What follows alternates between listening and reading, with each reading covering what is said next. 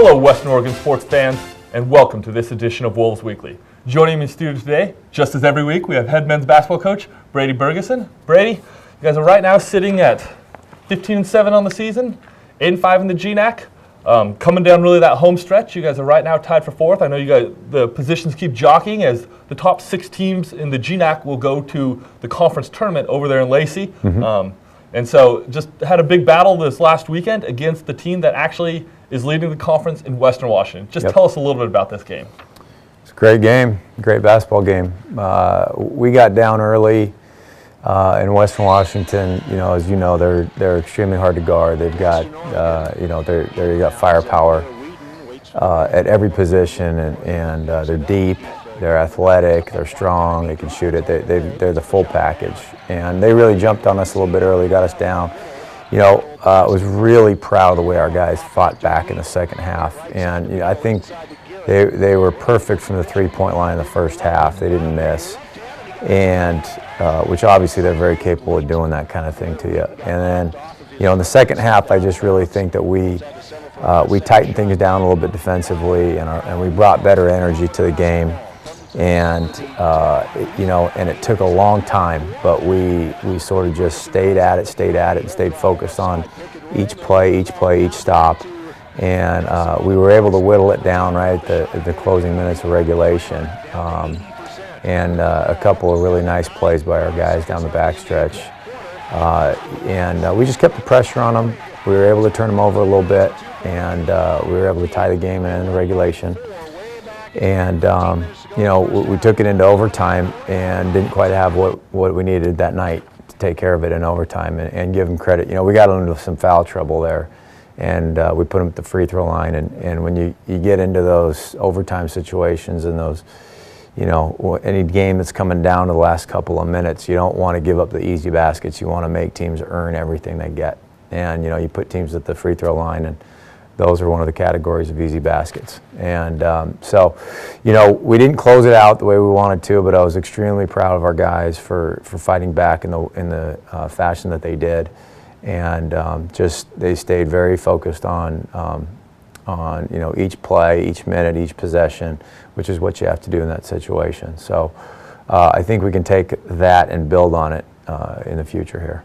And we have got to see you do that. This isn't really the first time where it even kind of looked, I mean, from a fan perspective, where your back looked against the wall. I mean, earlier this season against NNU, it kind of looked, and you guys fought back. So, like you said, I know there's no such things as moral victories at this point of the season, but it was just great to see, really, from a fan's perspective, the determination and those guys just fight through that final 5 minutes, hold them 0 of 10 shooting from the field. I think you turned them over, it was like 4 times in that run. Actually turned them over 21 times in the game, which is a pretty impressive number in and of itself. So I just, like I said, never happy with the loss, but still one of the best fought games I've ever seen, and especially Kyle Long making that great play for the layup to send it to overtime right there. You know, 5 seconds left. It was just a very good game and a tough fought one for your team.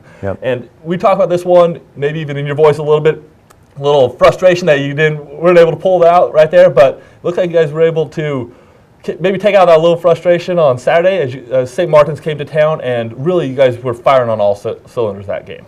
Yeah, we did a pretty good job. We you know, first half was a little bit back and forth, and you know, Simon Fraser has been depleted a little bit by injuries and other things. That they're only carrying 7 guys right now, 7 very talented kids. And you know, we had our game plan set. I thought we executed it well. We made them take tough shots, and you know, that was reflective in the field goal percentage. I think in the first half, we held them to 22%, which is, you know, unheard of, and our guys really responded that way in terms of executing the game plan defensively. And I think our offense didn't really hit stride until the second half, and once we sort of stayed the course with what we were trying to do and got the extra passes and sort of played inside out, things opened up for us.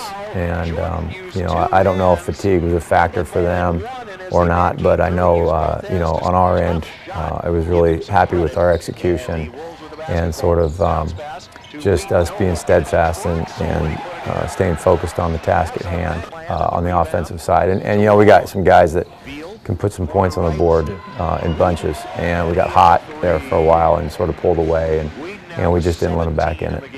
Well, you talked about the 22% them shooting in the first half. You guys shot 80% in the second half. So Yeah. I guess you kind of get the 80-20 rule right there, but that'll be one amazing on both sides to hold somebody to 20% shooting and then, like you guys said, come out in the second half, really just put the game away from there. You guys outscored them, I think it was like 8-1 or 10-1 at the end of the first half, and then really opened up with like 8-0 run in the beginning of the second to really put that game away. Yep. Opposite then on Thursday night as well, you guys went 12 of 19 from behind the arc. We all know that really has a lot to do with, in most cases, how your guards play. And your three senior guards of Blair Whedon, Kyle Long, and Jordan Freelander really stood out to me in this game. They combined for 52 points in that game and really seemed to help with the pressure and help defend the perimeter good against Simon Fraser team, which took 33 three-pointers. Yeah, absolutely. Those guys, much of what we do offensively revolves around those three guys, and they're playmakers. They're not just shooters. They're not just drivers.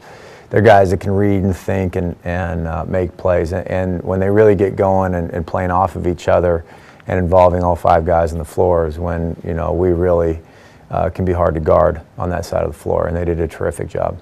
Well, really quickly, I have to mention Blair Whedon this week. Him and Kyle Long have been playing together here at Western Oregon for 4 years. Blair's been a 3-year starter. Kyle was 3-year starter now. Came off the bench his freshman year, but played all 27 games, everything like that. These two gentlemen have actually both gone over the 1,000-point mark in their careers.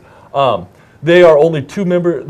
Kyle became the 49th member of the GNAC to ever reach the 1,000-point mark, and Blair actually last week scored 1,000 points just in GNAC play to become only the 12th member of that club ever. I don't want to give too many individual awards, but Blair Whedon, if everything goes right this season and continues out, also has a good chance to become the GNAC's all-time steals leader. So while we don't usually always go over individual accolades here, both to jinx them or to make it that one because it's about the team a lot, just want to make sure we give a shout out to two players that have really put in a lot of time here at Western Oregon University, and numbers are coming back to reflect about how much effort these guys have put in both on and off the court and just how well they play the game. And that's the key point, Danny, right there, is the thing to take with that. And these guys certainly deserve the recognition. We're not into talking about it. We spend zero time talking about it within our locker room and on the court. And they know that. That's not what they're here for. But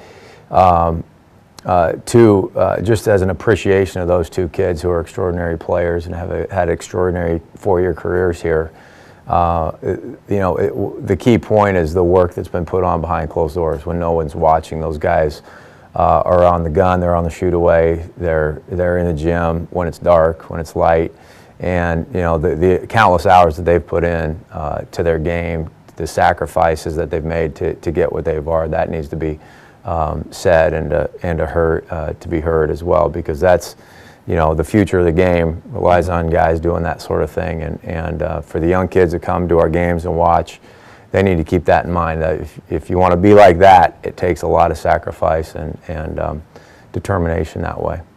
Well, Brady, great to have insight in that one. Like you said, it's great to hear how much these guys have meant to you in this first year that you've been around the program, and just like you said, all the time and effort they put in. They're two really good guys and everything like that, so you're always rooting a bunch, and then Jordan right along with that line too. So I just want to say thank you very much for coming in, giving us a little insight into the Western Oregon men's basketball program. Thank you. And thank you all for joining us on this edition of Wolves Weekly.